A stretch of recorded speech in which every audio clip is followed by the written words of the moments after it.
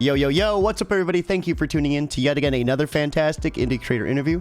It's your Caper Sarah Cody, and we're keeping it geekly with our returning guest, Trevor. We're here to break down Minutes to Midnight, the hour between life and death, and everything in between. Man, it's been 268, so what, 120 plus almost interviews since you last been on? Trevor, dude, what the hell's been up since you last been on, man? First of all, I shouldn't be surprised, but it's crazy that you've done 120 interviews since the last time I Seems just was like on. 2 months ago, right? Jesus, yeah, god damn. In terms of what's up with me, man, well, we wrapped up the Helix project. That campaign went swimmingly well. That book is in the hands of several hundred people now, which I'm incredibly excited for. And now here I am taking a huge creative swing with this sophomore project and kind of giving myself a month at home without any conventions, because I did an absolute like steam train tour for about a month. I did 3 shows in about 5 weeks, so that was kind of crazy. And you've been hitting the podcast circuit hard as hell too, man. Yeah, very, very fortunate folks want to talk to me about this thing because it's so different. It's so different from everything I've done before, and people seem a little bit entertained by the thought of that, I think. I love, like, I'm in a little Discord with a group of us, a big chunk. The more I'm not trying to say prominent, but the one that you hear more often, those type of podcasters, the one that kind of like everyone is on there. Everyone, when you have a book, you're trying to get on their show type of level. And so, I mean, we were talking about, you popped up, someone was like, yeah, I'm getting ready to have him. I was like, I got him like 2 days, and someone's like, I had him like 2 weeks ago. And I'm like, dude, I love just how like prolific you are in getting the word out and just putting that work in. Man, this is a touching story. So we have 4 different short stories collected in 64 pages. Give us a little bit. I mean, I know backstage we were talking about it. What does Minutes to Midnight mean? Like, what is that hour between life and death? Yeah, so I really wanted to tell a story, or I really wanted to tell a series of stories that were tied together by theme, because I tend to be a theme writer, which lends more to character than I am like a plot writer. And I wanted to tell stories about perspective and explore them through the lens of different genres and different sort of conflicts. So this idea kind of came about because I got this idea of doing sort of this annual collection of stories that have to do with the time of day as a way to correspond with the name of my publishing label, Pocket Watch Press. And logically, it made a lot of sense to me to start at midnight. The death of the old, nay, the birth of the new, and this idea that it's inspired by the notion that on the precipice of the 2 days, what matters most is the perspective that you choose to carry with you. It's either one of those scenarios where you're sitting there marinating on your lesser thoughts and digging yourself into a hole, or you reach that silent late night clairvoyance sort of in sort of, yeah, like you're finding balance with yourself. And I think each one of those sort of paths are like probable, I think. So I don't know, I ended up coming up like over the course of writing the Helix project, so many little ideas came up that I would throw into a Word document, and there were actually 6 stories that were going to be in this collection, but 2 of them ballooned and doubled in size, and I really wanted to let these stories kind of take as much time as they needed to be what they needed to be. And so we ended up cutting down to 4 stories, keeping the same page count, of course, but here we are with these 4 very, very different stories with 4 incredibly talented art teams. We have J. Michael Miller joining us over on YouTube, Minutes into Geekly. I love it. I'm going to be honest with you. I think we got something there. So we got 4 different stories, 4 different artists. Give us, some of these titles and some of the, the creative team that you're working with. Absolutely. So I'm really, really excited for people to read a new story between myself and the collaborator on the last 2 issues of the Helix project, Samuel Iwunze. And I did a 22-page story in this book called Reflections and Other Little Devils. It is a sort of paranoia-induced detective thriller sort of mystery featuring this aging detective, Carlos Mancebo, as he investigates a string of suicides in my hometown, by the way, linked to a failed eminent domain seizure attempt over across like a series of properties, like a plot line. And basically what Carlos begins to discover in this quote unquote suicide case ends up pointing back to the rise and fall of his drug-addled marriage, and kind of sends him spiraling into this Saw-like murder case that results in a story of perception, control, and addiction. This story is most inspired by the idea that when you look in the mirror, the way that you see yourself ultimately changes the way you understand the world around you.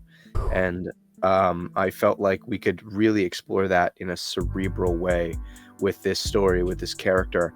And speaking to the rest of the creative team on this story, we have the incredible Jerome Gagnon lettering this piece, and he brings his expert eye for story and for flow.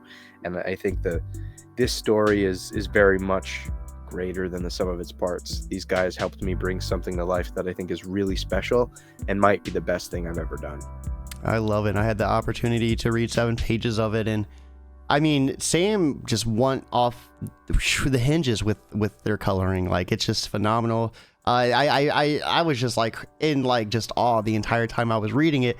Now, hearing that there's like, you know, a nod to your hometown, I mean, did some of that actually happen? You know, we had pharmaceutical in the story, the pharmaceutical company is like trying to take property from the shoreline. So, I mean, is there some sort of relevance there? Yeah, actually. So when I was a kid, Pfizer was able to get the city of New London to invoke eminent domain on a stretch of property near Fort Trumbull, so that they could build like laboratories and headquarters and such. And about 20 years later, kind of Pfizer pulled out of New London after forcing people to sell their homes and in order to build these facilities. And so I always wondered, like, what would happen if this mega corporation failed to invoke eminent domain? Well, it's a mega corporation. They would get the land. Like, they would get the land some way or another, and they'd find a way to do it inexpensively. And so it's this idea that I'm kind of leaning into the mystery of, you know, this because like these suicides all occur across the property line that the company was looking to buy out. Now it's taken 20 years, but over the course of 20 years, you have these strings of these suicides taking place in the homes to cheapen the value of the property. So although it's taking more time, they're coming in and they're buying it for nothing in order to basically further their goals. And it, you know, that really is a backdrop for Carlos to reopen this case that he failed to solve 20 years ago, or at the start of his career. And you know, like I said, somehow opens up some core wounds for him and leads back to his failed marriage. Perception is a powerful tool, like how you view things, like how, the mindset you put yourself in when you're viewing things, you know, all of that like really colors, you know, the way you look at stuff. And I think that is it's really powerful how you utilized it within this. But we have 3 other stories as well. So I mean, and if I'm not mistaken, these kind of all like intertwine in one way or another. Thematically, yeah. Thematically, like I said, we're playing with these themes of perspective or a lack thereof. And so when I think about Carlos's angle on it, it is about like how your understanding of yourself paints the world around you, and how, you know, whether it's explicit or not, there are ways in which we let other people control us and control our perception of ourselves, and therefore control the way we interact with everything else in our lives. And that's sort of our in with Carlos and these next stories. This next story, for example, being a coming of age story, is a little different. We handle it in a much more, for the time being, a much more innocent kind of way, as opposed to something like Reflections that is kind of skeptical and cerebral and prodding. So you know, who's the creative team involved with this one? Yeah, so the second story is called The Marvelous Misadventures of the Melancholy Man, which might be I love it. My favorite title. Yeah. It was a lot of fun to work on, and I had the pleasure of doing so with an incredibly talented artist named Steph C. Okay. She has like this incredibly animated and vital style of rendering and developing sort of character acting. Like you can feel what those characters are feeling in such a sort of symbiotic way, and it's because she has like such an expressive style. And then we have Micah Myers on letters for this story, so got a really, really solid team. And what this is like I mentioned before, a supernatural coming of age story about an empathic boy who turns others' woes into gold. He's named after King Midas, from the Shakespeare work King Lear. And this character has to learn to find balance in a life where touching someone could mean healing their mind at the cost of his own, or vice versa. Ooh. And this story that we're picking up with him on is actually the first of several. I really want to come back to this character and to his story every year in one of these annual collections, and really explore what that path is like for a character who exemplifies someone who is moved to emotion based on his relationships with other people. Like this story is kind of about the person that is all too willing to give up a piece of themselves in order to help someone else. And it speaks sometimes to the way that we compromise ourselves in order to help other people, and how that can sometimes become that can make us bitter, and resentful. And this first story kind of finds him entangled in a childhood conflict that first makes him sort of face down that moral pendulum of whether or not to act in self-preservation or self-sacrifice. And that's kind of what this story is all about. And one really, really fun element to this story, I have to admit, is that there is a sort of famous figure in comic book history that appears as a recurring side character to present like another sort of meta element to the story. I love it. I think people are really, really going to enjoy. So we have two other stories, but I think the perfect way to handle those, let's pull up the Kickstarter, check out the interiors for the first two we talked about, and then, while I ask you about the other two, we'll have those interiors to kind of look at and see some of this lovely artwork, just up close and personal. So give me just a few seconds and we'll just switch right over. Sure. And pull this right up. So everyone that is watching, thank you for joining us on the Job for Cody and Keeping It Geekly. Let me go ahead and get the link for this, and we're going to share this in chat. If you guys are watching, we would love to see you back this project tonight. But simply putting this link on Facebook and Twitter, word of mouth is 100% free. You have nothing to lose sharing this, putting this on Twitter, putting this Facebook, costs nothing to post that. So, let's make it happen. You're going to have a friend or family member who is going to love this. So we are looking at Minutes to Midnight, the hour between life and death. Currently at $4,181 of a $6,500 goal with 79 backers and 28 days left to go with Project We Love. So 2 days into it, man. I know, like last night we had a space about it, but how are you feeling? I know this is kind of a more personal project for you. So I mean, how's today going for you, man? It's doing pretty well. I'm grateful for the people that have shown up so early and get, who have chosen to get in on the ground floor. One of the things I offered that I've never done before is like an early bird discount, just as a thank you for those people that are just sort of unapologetic and fierce in their support enough to get in so early. And we're doing all right. It's hard to say because this is my first time playing outside of the Helix Project sandbox, and this is a project whose commercial viability was not thought about at all in the making of the project. This really is the most purely creative thing I've managed to do so far, and I was just like, I believe in these stories. They mean a lot to me. They push the boundaries, I think, of my capabilities as a storyteller in a big way. I'll think about the commercial viability after. I love that. And it seems like you can just get a lot more personal and in depth with this story as opposed to the other one. I know that was a series, and I'm sure having multiple issues just pile on top of one another, that kind of led to, a little bit more of a following. But this one, you're able to really dive into some personal aspects. And I think that really, it hits so much harder. Yeah, it's great in many ways because it gives me so much freedom, um, in a way that I didn't really have for the Helix project, and it's both a little frightening because it's like you're given all this extra room, but I think the thing I appreciate the most about this project is I never really had to second guess what to do with all that space. It Hmm. was all determined by the stories, and having that kind of guidance from the characters and from the work itself is really, really comforting. Like I said, originally there were going to be 6 stories in here, and Reflections and Other Little Devils, and another story that we'll talk about shortly, Time Fleeting War Immortal, doubled in size, and I did not want to shortchange those stories. I wanted to let them be what they needed to be. And shout out to a mutual friend of ours, Richard, who really helped me understand that, for example, that Reflection story did need that little bit of extra space that I had, he's the first person I have ever asked for writing advice from. And so I had sent him the script at the time. He's like, this sounds like a really good first part of a story, but it was a first part of a story. And I was like, you're right. Like, I did feel like I was shortchanging myself a little bit. Hmm. And so if it wasn't for him, I don't know if that story would have become everything it ended up being. So right here is Reflection and Other Little Devils. Just some of the interiors. We kind of talked about this a little bit more in depthly, so we'll just kind of check out just how lovely and gorgeous Sam's work in this.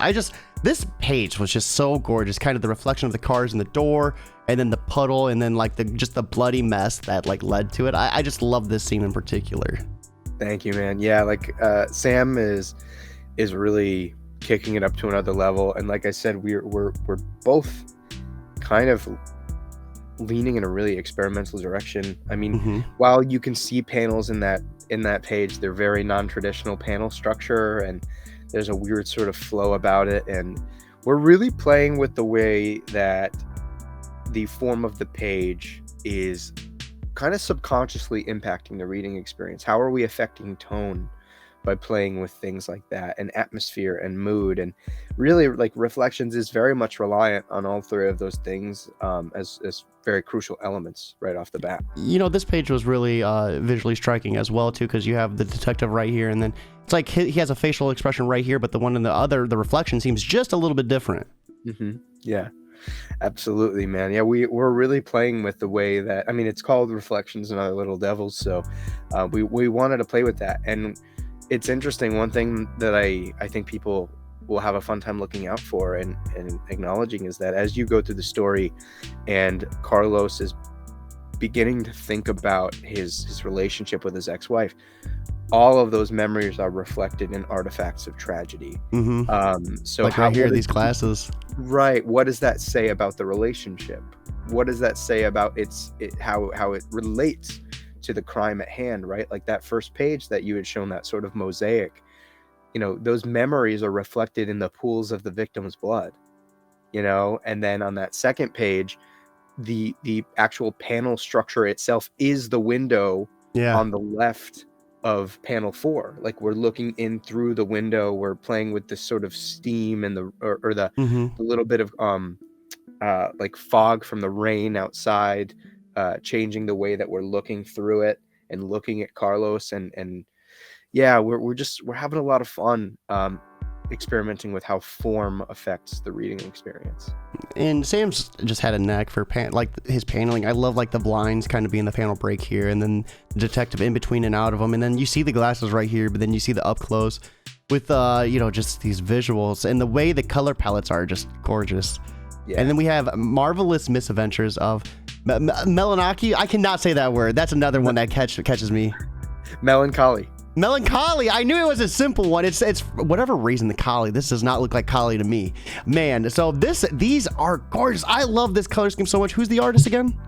Steph C. Yes, gorgeous. Incredible. And you know what this makes me think of? It makes me think of a lot of like Pixar animation, just like these big, expressive, yet somehow incredibly human faces. It's I so love like the hard purple blue like essence. That's kind of like just like right here, just like on the face a little bit, on the hand a little bit.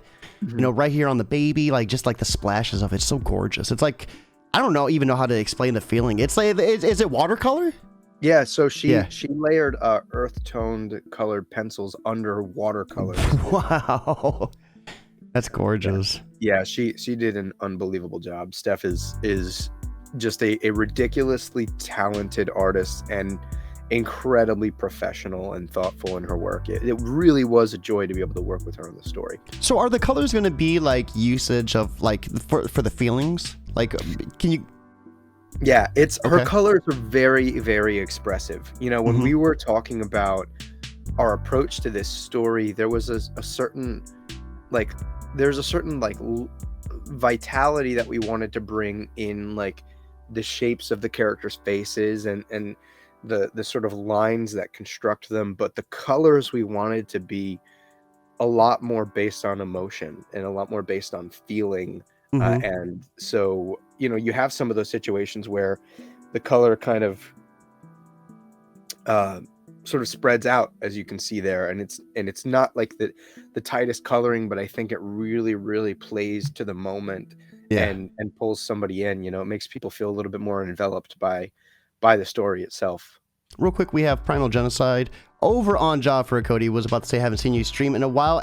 You know, I was just saying earlier to my good man Trevor that I just started tying in Job for a Cody and keeping it geekly together because it's almost like a no-brainer. I should just be streaming this content on both because why not? A larger net will always catch more fish. Just like you tuning in. So thank you for joining us, Primal. I appreciate it. And that link is in the chat if you want to check this out with us. So we are looking at Time Fleeting War Immortal. What an interesting title here too. What's this about? So this story is really interesting because it was one of the two that ballooned in size. It's a Dante Alighieri-esque historical fantasy, which means it kind of plays on a more traditional execution of comedy where it is kind of inherently tied to tragedy, right? Mm-hmm. And it follows two nearly immortal soldiers as they reconvene throughout every great battle in human history, from the beginning of time, you know, at a point before time was actually measured, to the end of all existence as we know it. And ultimately, this kind of spirals out into a timeless story about the changing landscape of war, the way adversity is sometimes conditioned by these temporary fleeting ideas of the time, and really that at the end of the day, whether you're immortal or not, you never quite have enough time, you know. Yeah. And so this story I think the way this story evolved, I think, is particularly interesting because Reflections and Other Devils needed space in order to flesh out what had come before, right? Like it needed to flesh out what I had already written. This story really sprawled out and became something different by expanding the story. This started as more of a contemporary Black comedy, and because of the extension, ended up, like I said, kind of growing into a more like Dante-esque historical fantasy. You know, and Dante, for people like the references, like the Italian classic Dante's Inferno, in that regard. And so, yeah, it's I think in some ways the most complex. It's the my most complex attempt at exploring theme in a comic book story yet. So, and the artist on this actually was my colorist for the Helix project. oh, really? Yeah, Marcio Ferretti. What a small world. I was going to ask, is the dude on the left always whipping the dude on the right's ass? Well, well, not always. No, there's a little bit of a back and forth. You know, I was curious because I'm wondering if this is like the main like head honcho dude or the, you know, maybe the antagonist that the dude has to overcome eventually. But I just love how, you know, just right off the rip, I'm like, dude, the dude on the left is just always whipping ass right now. Yeah, it's a really interesting story because these two characters, I think there are a couple really cool elements. One, for like a history nut, pretty much all of the battles that occur are real battles throughout our human history. So with the exception of the sort of the cavemen, the battle with the cavemen, because that's kind of, you know, a time before we recorded time. But this next one that you're looking at here is the Siege of Guthrum, and then we pick up in the Norman Conquest, the Battle of Yorktown in the American Revolutionary War, and then you know, we, like I said, we begin to explore how the landscape of war really does change. So after that, they're American gangsters, and then Ooh, they are political opponents in a debate. that's And cool. then, yeah, and then they're the heads of pharmaceutical companies who are trying to ruin each other's reputation. Hmm. And eventually, they're old men online, just kind of pathetically arguing with each other on Facebook. You know what I mean? Like, That's so, awesome. so yeah, I think it just, I want to explore the idea that sometimes we're pointed at one another, like we're told to point a dagger at somebody else because of these ideas or these notions that are fleeting. And what this does is it births conflict and animosity and perpetuity that really doesn't matter, that really doesn't go anywhere, because like if the ideal isn't strong enough to extend beyond generation, then why should that hate, you I know? love it. I love it. We have our good friend Faye over on YouTube. Dante Inferno, part of the Divine Comedy, which is a trilogy. Spoiler God is a reading rainbow. I'm not exactly sure what that last part means. If you want to give us a little clarification on it, I'm sure we can get back to it. But definitely, I loved the Divine Comedy. That was one of my favorite books to reading. Like, I think that was like, I don't know if it was a requirement in your school, but in our school, I want to say they gave us a little bit to read. And I loved it. I love following the journey all the way down. And that was, I think, our first kind of like idea of what hell looked like, if I'm not mistaken, right? Yeah, with the exception, yeah, actually, because it did come before Paradise Lost. Yeah, Yeah. I think that and Paradise Lost were two very crucial. They were. What sort of? I want to say that was the kind of the like the first like visual description of Satan. Right. Yeah, I think so too. Oh, that is cool. And then last but not least, bear market businessman. So it looks like maybe some stonks involved. Some Yeah, definitely a form of stonkage. This story is interesting because it is technically a sci-fi future, although the focus is how this sci-fi future as a setting plays into the interpersonal drama of this story, and at the end of the day, that's what this story leads with. Centuries in the future of this neon adorned New York City, everything sort of weighs down upon the richest man in the world, who somehow has everything and nothing at all.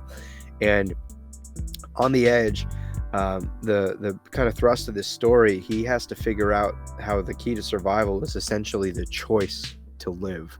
And this story in some ways is very small, but it's also, like, I think the most emotionally raw story I've ever done, the most emotionally honest. Mhm. And we have Ryan Best helming art duties on this, and he, like Steph, evokes a certain level of vitality in his art, but he does it through these very different stylistic leanings. He uses these very sort of these like thick flowing lines in order to construct these characters and their expression. I mean, just the way that his work is able to capture movement and emotion through those sweeping lines, I think are really, really special, because it implies like this mastery of understanding form. And Ryan just knocks it out of the park. And like, shout out to him, because I had a colorist lined up to do this story, and when we were talking, he was like, I really want to color it. And I was like, okay, you know what?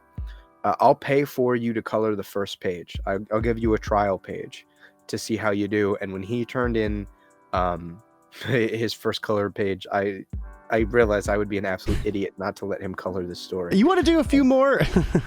Yeah. So he just did a phenomenal job, and really, I think, captured the spirit of what I was going for. This scene in particular is just so gorgeous. Holy crap! Just the color like emanating from like the rooftop and everything.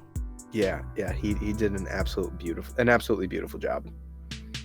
So yeah, and then we have, of course, the Area 51 Helix project right here. All the covers in their glory, and if you look right here, is the issue with my little poke quote on it. So always love to point that out whenever we can.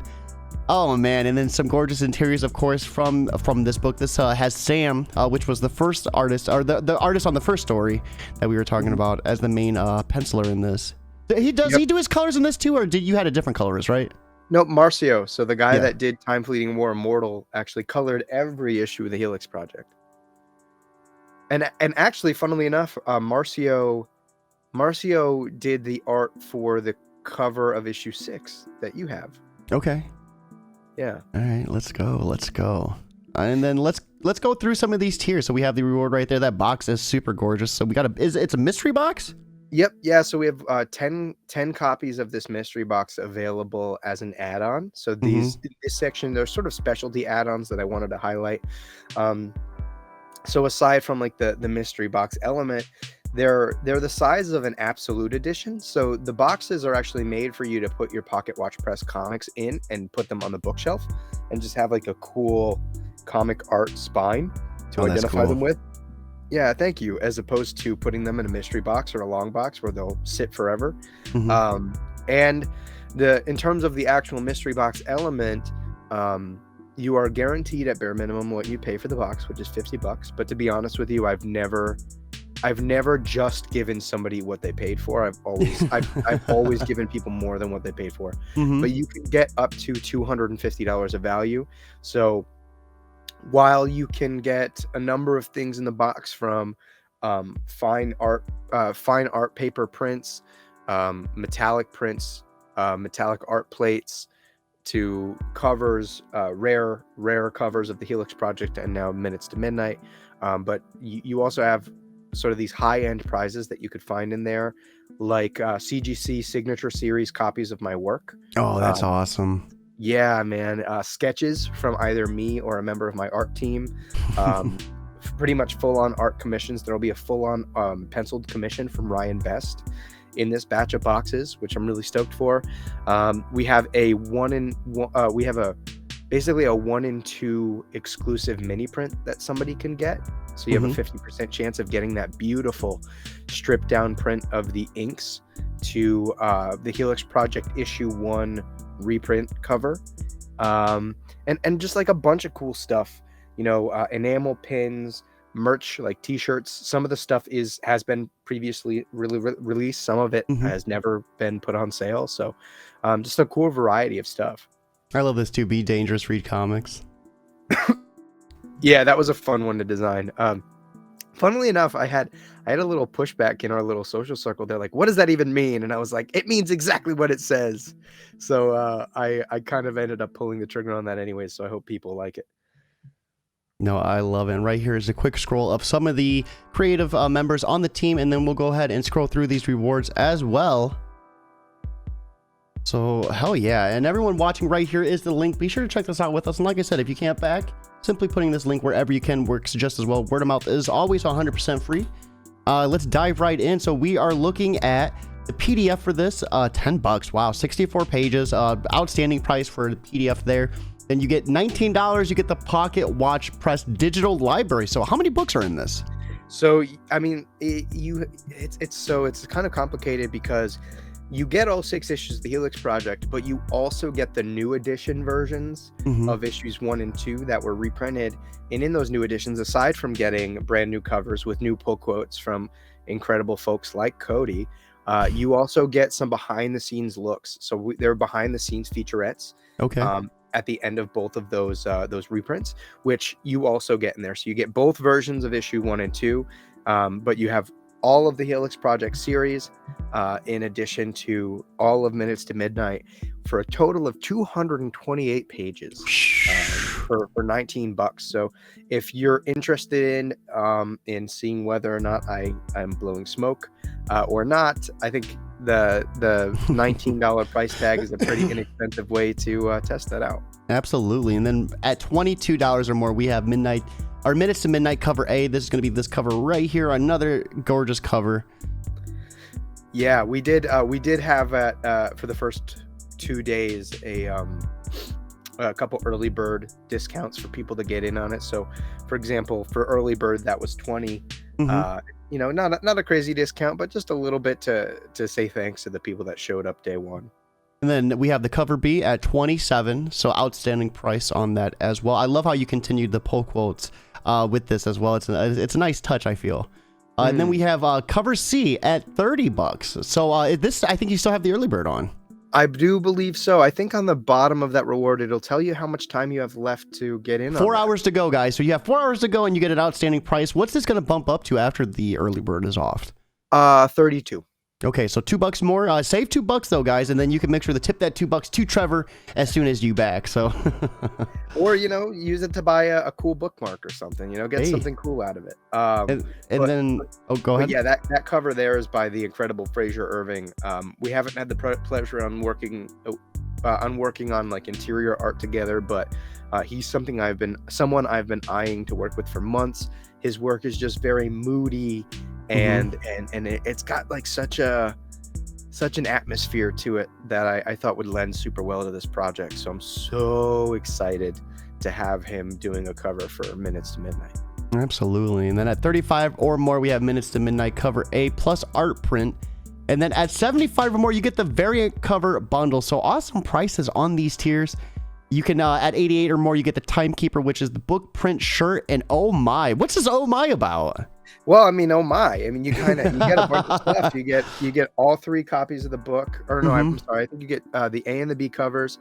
You get an art print, which is going to be voted on by the backers the end of this week. So I'm going to kind of put up a couple of potential pieces for your approval, and you guys get to choose what you get. And I'm not saying that it's definitely going to end up being a metallic foil art print, but my last 3 campaigns all unlocked that stretch goal to convert the print to a foil print.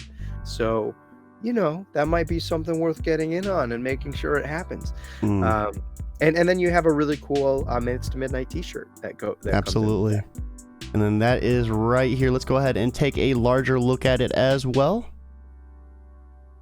Getting a little bit faster with my scrolling. And it is right here. So this is an awesome shirt. I love just a nice clean logo on it. I think that fits perfect, white and black. We have Faye, $19 for 6 ebooks isn't a bad deal. What's the message? What do you want readers to get besides entertainment? So first of all, even better, actually, $19 for 7 books. And that 7th book is the size of 3 books essentially. Ooh. So you're getting almost 9 books worth of content. But remind me of the question, Cody? What do you want the reader to get besides entertainment? How would it move me or others? Oh man, that's a fantastic question. So this story, I think it was in my press release, but this story kind of came about because I realized that as I got older, that everything you hear about what adults should be or what adults are is a lie. I grew up in the internet age, and my early 20s were spent in the pandemic. And I realized that, your parents tell you adults don't do this, or an adult behaves this way, and you realize it's not true. And that was like the most disappointing thing about growing up. And growing up in that sort of that combustion chamber of which the internet kind of became during the pandemic, where everybody was going stir crazy and was nervous about the state of the world. And I felt like people lacked perspective. I felt like people became far too insular, despite the fact that communication is global. People and their sort of tribalistic their tribalistic sort of ideas about the world really hardened and calcified. And I wanted to tell a story about perspective. I wanted to tell a story about how, basically each of these stories to a degree are about how, if these characters don't change their perspectives, it's like grow or die, and I don't mean that in like a combative sense, but I think that is generally true about life. Like if you don't grow, if you don't choose to change and allow yourself to take in the world around you, I think that is character death. I think that's the I believe that as well. You have to adapt. You have to be like water. Yeah. And so that's part of where the story comes from. These characters have to learn to grow or become the worst version of themselves. And so we're sort of exploring that through these different genres, through these different character struggles and their conflicts. And that's, if anything, I hope that's what people get out of this collection. Although I think each and every one of these stories individually kind of serve to present their own like moral and emotional quandaries. But I just hope people look at this and go, man, it's just good to keep your eyes open and be perceptive to the messages and the lessons that life affords you. Absolutely. And holy crap, what a response. What a response. Then we have at 100 or more comic shop retail. So you get 7 at minutes to midnight. I keep getting tongue twist on that. Cover A, 2 cover B, a cover C, and then digital copy of the comic as well. So inclusion in marketing material as well. So awesome price on that. At $170, you have the I Love Comics Collector Pack. So is this everything in the kitchen sink? This is almost every single cover of the Helix Project, all 3 covers of Minutes to Midnight, digital copies of all of them if you're the sort of strict collector and you don't want to get your hands on those books. It also comes with an early access digital copy to Minutes to Midnight, so you get to read it before it ever comes out officially. This is just, for somebody who just wants to get in and like you said, sometimes people just want the freaking kitchen sink, and I decided to give it to them. And then we have at 170 or more a comic portfolio review. So hot off the press, Trevor is gonna give you a sit down and go over your work. Yeah, I think for better or for worse, I'm a pretty talkative person, and I think I at my best, I can be pretty articulate. And I think this is a really unique opportunity for the fledgling creator, just to kind of get a little bit of insight from my perspective as somebody who's done this a couple of times.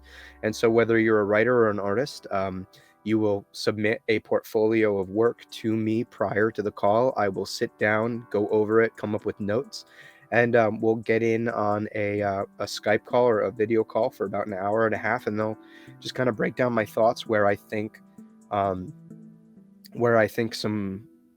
some growth could be made, and just give my advice on the matter, and obviously answer any questions they might have about the production process, about sourcing the physical material for printing, merchandising, anything they want. Realistically, it's kind of like an advice session for the independent comic book creator. They also get the digital copy of your entire digital catalog, a beautiful new art print, and then the t-shirt as well. So you're still walking away with some physical material as well. An awesome price on that. Yeah, and I think they get a cover or two. I think they get 2 physical covers of Minutes to Midnight as well. Okay. So yeah, it's both it's putting business and pleasure together all in one package. And then at 175, we have the Pocket Watch press retail package. So you get all 3 variant covers, the collection of graphic short stories, nearly every cover available for Trevor's first comic book series at 50% discount. So awesome price on that. Yeah, man, I'm loving these tiers, dude. I believe so much in the community element to local comic shops, and to be frank, putting the book in a comic book store obviously is not the most profitable thing for me to do, but I believe in community. I believe in the role that those shops serve, and I think that there's a real symbiosis to be made, just putting books in shops and getting out there and forming those relationships. So this is kind of me looking at the retailers who do want to put these books on the shelves, and I want to make sure that they can make their money. This is a competitive price to what they would be getting from a larger distributor from Diamond. And it's a much higher, the margin on these products are much better because, they're larger. They're 64 pages. So I wanted to make sure I could sweeten the pot for the retailer. No, awesome price on that. You got some awesome tiers. Like I said, we have the official producer status at $222. So you're going to get digital copies of Area 51 issues 1 through 6, early access of Minutes to Midnight, cover A, B, and C. That art print that's voted by the backers after the end of week 1. The t-shirt that is going to have producer on it. So usually they do. I came up with so they're going to get the regular t-shirt that comes in the earlier tier, but then they're also going to get that really cool exclusive producer t-shirt. Usually I do have the word producer on there, but I felt like that would kind of muddy up the design. I really like the way that this one came out, but this is a shirt that will never get re-released. This design is strictly for the producers of this campaign. So I think it's just kind of a cool piece of memorabilia to keep. And to be honest with you, I think this is one of the most wearable pieces of merchandise I've ever made. And 2 shirts, you cannot beat that. So up your wardrobe by hitting that tier. You can get at 400 or more, executive producer, and some art from Sam. Sam is a phenomenal artist as well, so that's cool. Yeah, that little piece in the that image in the add-on section or in the reward section was actually a commission that he did for a backer on a previous campaign of Sandman, Morpheus. Mhm. So I just kind of want to show an example of what he did previously for someone. But what's cool about the producer and executive producer tiers, in addition to all of that other stuff, they also get credited as a producer inside the book. So, you get to really be a part of something in a lasting way, which I think is really cool. That is awesome. And then get drawn into the comic at 500 or 550 or more. So get drawn into this. Do you know which story yet, or is that yet to be determined? Probably Time Fleeting War Immortal. So you get to be a soldier somewhere throughout the ravages of time. And that actually, so that image there was of a backer who paid to get drawn in when we had this option available in the Helix Project. Ooh, no shit. That's cool. Yeah, man. And there's only 1 slot left. So get in on it while you can. I think 4 days to go on that as well. So make sure you hop in on that. You become immortalized in one of these stories, and you get almost everything from most of the prior tiers. So there's a lot of bang for your buck. And then last but not least, pledge 1,500 or more and get a retailer exclusive cover. So, dude, this is awesome. And am I reading that right? That says 101 copies? Yeah. Whoa, look at that. So I mean, what's the stipulations to this? I mean, is it whatever they want on the cover, or is it a cover of your choosing? So basically they're welcome to submit an artist for the cover. However, I do get final approval over the cover art, the design of the cover. I do have a sort of lineup of talent from that people have seen work on this book. People might have seen on the Helix Project, and a little bit outside of that. So I would also be willing to submit an artist for their approval. And we would kind of collaborate on the cover and the design of it and the artistic pairing, and come up with something that makes both of us happy. And so let's go. They would get a super limited print run of their exclusive cover, and just trying to make it feasible for the shop. And like, I've up until this point, I haven't done a retailer exclusive yet, so I just think that would be such a fun time. And we just had Faye say, Soul just pledged 19. Honestly, I've been to a few comic shops. They're not as friendly as they were 10-20 years ago. Conventions are warmer. Advent of ebooks collectibles, your words moved me like Deku My Hero Academia episode 2. So thank you for the back. We always love to see that. And speaking of that, I mean, we've came to another part of the show where I get to ask Trevor, I mean, for anyone who might be on the fence about backing, what would you say to them to kind of help push them over that edge?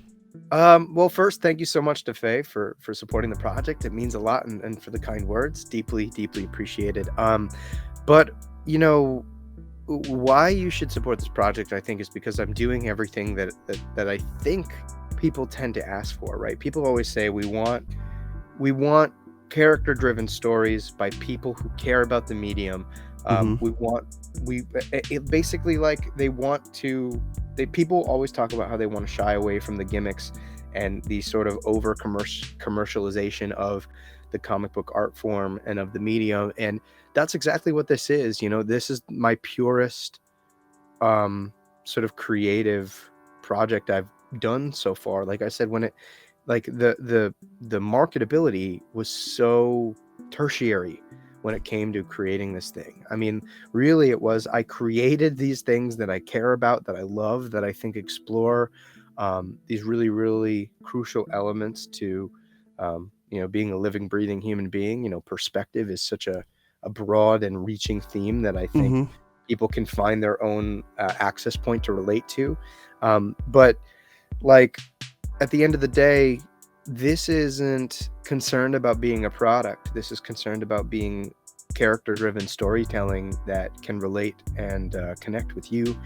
And like I said, I did it so much so to my own detriment that I don't think this is a commercial product at all. I just wanted to tell stories, that matter, stories that people can really kind of sink their teeth into it, and who knows, maybe come out looking at the world a little bit differently.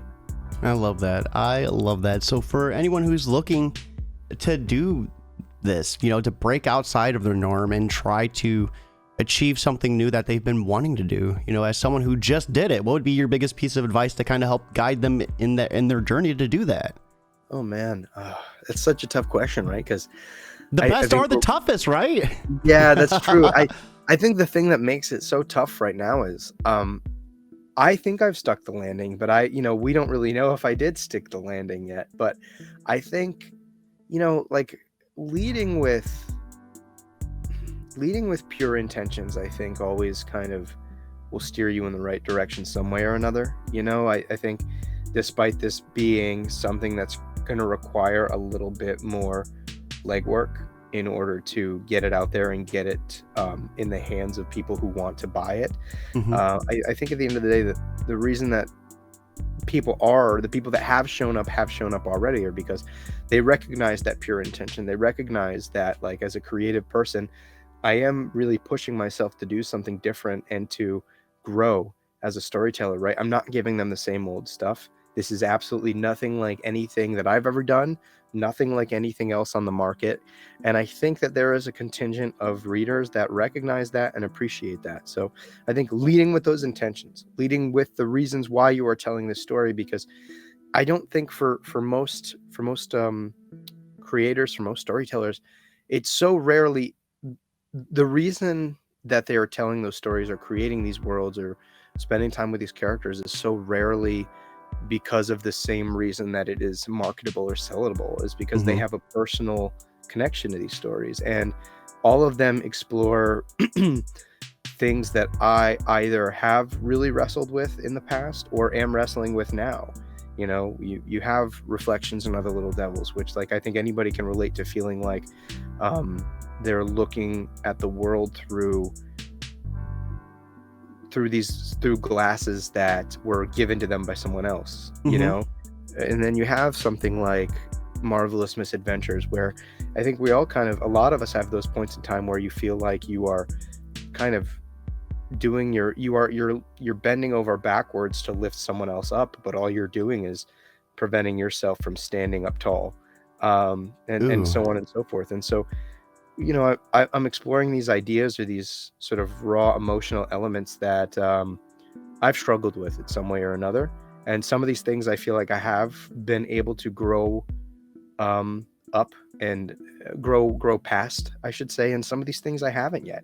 And so this is me creating an open sort of emotional dialogue about these things. Yeah, I think I lost track of the question a little bit, so I apologize. But yeah. No, that's all good. That's all good. So thank you man, I feel like I could talk to you for hours and hours and hours, man. It's always a good conversation, but we do have to end this eventually. So let's end it on a strong note. And outside of creating, what are you consuming? What video games? Take that back. You don't play video games. What books are you reading? What TV shows are you watching? What movies are you watching? If you listen to music, what are you listening to? Oh man. So music wise, I kind of it's weird. I usually get into like blues and jazz kicks in the fall when it starts getting a little bit colder, but I've actually been listening to a decent amount of like jazz lately. In terms of like stories, I've been reading That Texas Blood, which is an Image book from Chris Condon and Jacob Phillips. Really, really been enjoying that. I read the first volume a little over a year ago, and I wanted to go back to it, so I reread that first volume. I'm in the middle of the second one now. So I also just picked up the Alan Moore Top 10 Compendium, so I'll probably be sinking my teeth into that after. But I just restarted watching The Wire, because it's just another one of those situations where I watched the first season, I liked it, and however, for this one, when I started the second season, I found myself like bored to death, and everybody is telling me that I gotta get to the third and fourth season of that show. Yeah. So I'm choosing to believe them. So I'm sitting down, rewatching that first season, hoping I can pick up some momentum to just rush through season 2. And so, yeah, that's kind of what I've been into lately. And in terms of movies, I'm like oddly excited to go see The Flash, which is something I don't think I would have never expected to come out of my mouth. Let's get nuts. Let's get nuts. We have a Faye saying it's about soul. It gives you purpose. You want to spark the embers in other. And I hope you're as successful as Cam in America and Let's Play. So let's go. We got some love in the chat for you as well. I hope everyone watching having an awesome night. We do have to end. So Trevor, thank you for swinging by, hanging out with us. I hope everyone watching has a fantastic Thursday. Most importantly, guys, keep it geekly.